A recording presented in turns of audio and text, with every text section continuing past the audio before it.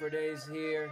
With me, I have RJ Zards on Instagram, Forever Collector on Instagram, and our man Luis Alonso, and your boy Pokemon for days. Today we have a topic to talk about. I try to include as many people in the community as possible, and the people I have brought today is some amazing collectors that have some amazing boxes in their collection and some incredible pieces of collectibles in general.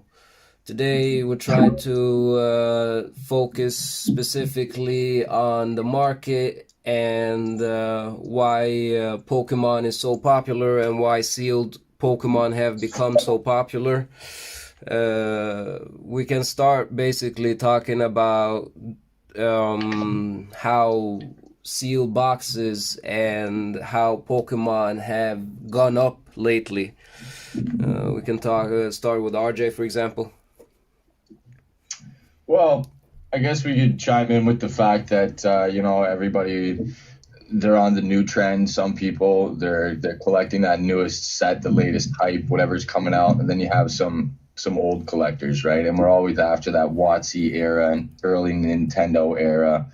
The increases on that stuff in the recent days have definitely excelled much more so than the last, I would say, 16 months. In the last 30 days, a lot of these boxes have increased.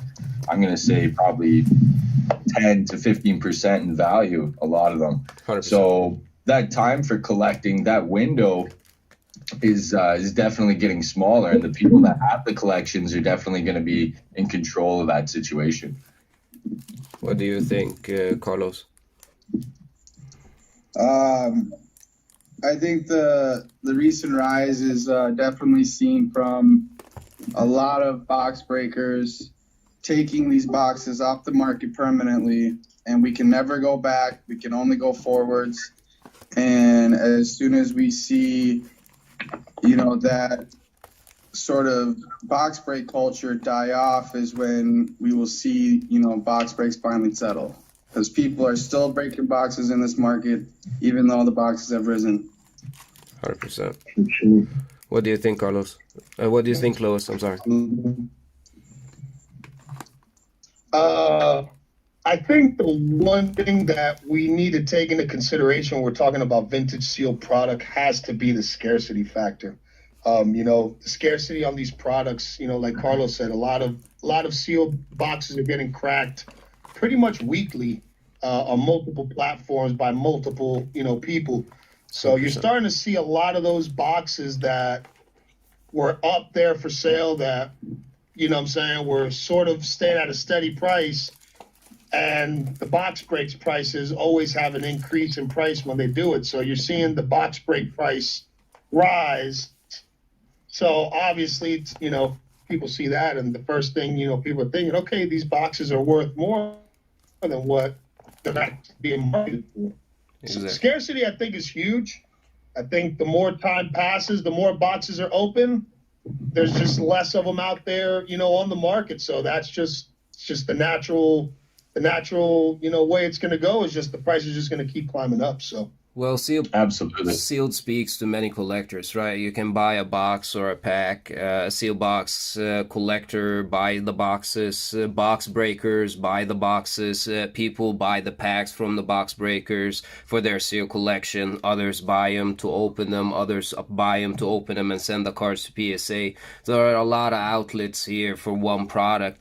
That demand makes less and less market availability, and the prices obviously goes higher, and the market scarcity actually reflects the prices. In the past 2 or 3 months, we have seen a tremendous rise in sealed product and the scarcity of it in the market. It's been really hard to actually diversify as a collector, in my opinion, now because of market availability. Absolutely. 150% there. The market availability, like when you see it on several different social media platforms as well as eBay and things like that. Obviously, Amazon isn't a very popular place to pick up sealed box collections. but the demand is rising on there, and you see the available ones diminish, and at that point, we're seeing the rise in the price. 100%. But let's maybe switch it over to something a little more entertaining here for a bit. What was your favorite box that you got during your box hunting period? What would you say was your, when you started hunting boxes, what did you say, this is the box I want to go for? Honestly, you know more than me more than any other that actually the green wing base set box that I actually managed to get from you is actually one of my favorite boxes to ever get in my collection, and I have plenty of boxes in my private collection. And because the story of the box is quite funny, and it has a long story, and the friendship it has brought on is definitely way more than the box to me. So base set was a favorite, and now this box has another amazing story by having it signed by the man himself, Mitsuhiro Arita, the one that drew the box, the artwork of the packs, and a lot of the art inside those packs. So it's definitely one of a kind for me right now. Absolutely. How about you? I can't touch on that because I don't have a sweet box that was kind of sold to me by a close friend and developed a great relationship. So I have a good amount of boxes, but I would say my favorite is definitely my Unseen Forces. I love Unseen Forces. So you are I'm in obsessed with it. EX I love era. that set. We could talk a EX little era. bit. Maybe Louis Alonso would love to. I would love to hear your opinion about the differentiality a bit between Wizards of the Coast era and EX era, and maybe explain that terminology to the people watching. Well, honestly, I think if you're collecting vintage boxes, those are definitely the two eras you want to be in. For sure. Wizards of the Coast, the original, you can't, that nostalgia that Wizards of the Coast has, in Pokemon in general is pretty much what made it what it is today. And me, myself, I love WOTC. I collect a lot of WOTC boxes. I collect a lot of WOTC PSA 10 slabs. I love everything about it. But,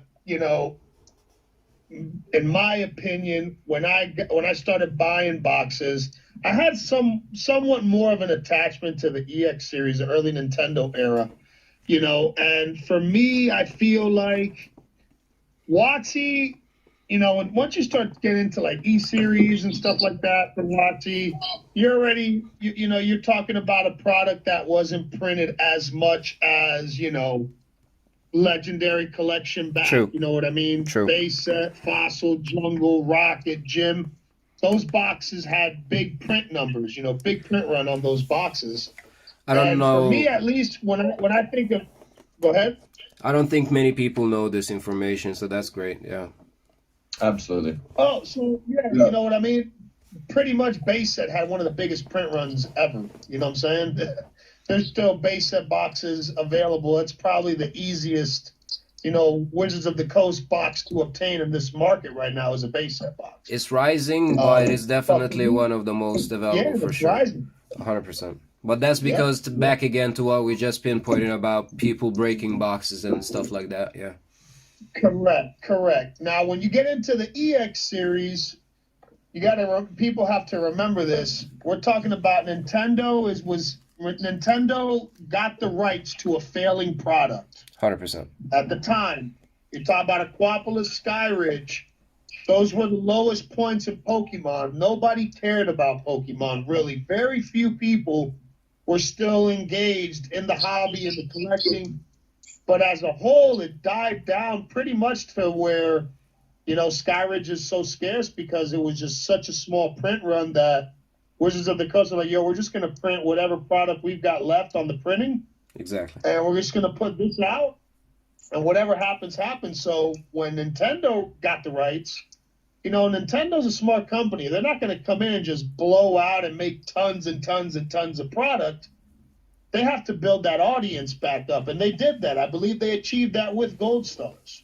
100%. So when you're thinking of the first 4 or 5 sets before, Team Rocket Returns was released, those sets are pretty much very short printed, and a lot of the beginning Gold Star boxes were, had very short print runs. So, in my opinion, this, to each their own, but I believe that EX Series boxes have been, and will continue to be some of the more scarce, lower printed vintage boxes in the hobby. So let me ask the 100%. Oxys King here. Carlos, you is one of the people that actually have invested heavily in the EX era. I usually try to invest a little bit in everything, but I know for a fact that you have actually got two of the most expensive boxes in the hobby when it comes to the EX era, and I would love to hear what your favorite box is and what you think about what we just mentioned and what Louis just touched on. Well, I agree with Lewis 100%. The EX era is definitely the scarcer part of the hobby. And another thing is that they're the scarcer part of the box breaks. And that's because the box breaks are set up completely different, and the ratios of the top cards are set up completely different than they were in WOTC. In WOTC, you can open up a base box and possibly get 2 Charizards. In EX era box with a Gold Star, you're likely to not get a Gold Star. 100%. And that's just the way it is.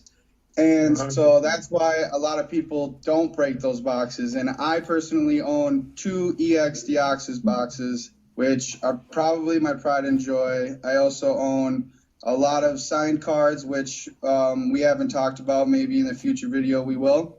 For sure. But still product, my favorite box has probably got to be my first edition Japanese Legend Maker box. The hardest box to get in Japanese EX era by far. And it is definitely a fun set just because of Mew on the box, like art.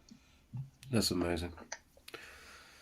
Well, we'll cut it on this video for now. If you have any questions or if you need any more information or would love to hear us talk about a specific something or bring anyone specific on, please let me know in the comments below. Give this video a thumbs up, and I would love to thank everyone that joined me here today. You can see RJ's collection in It's been a pleasure. RJ_Zards at Instagram. Forever Collector 1 is Carlos Uribe and Luis Alonso. You can find them live always. Until the next one, guys, see you. Peace. Later. Peace.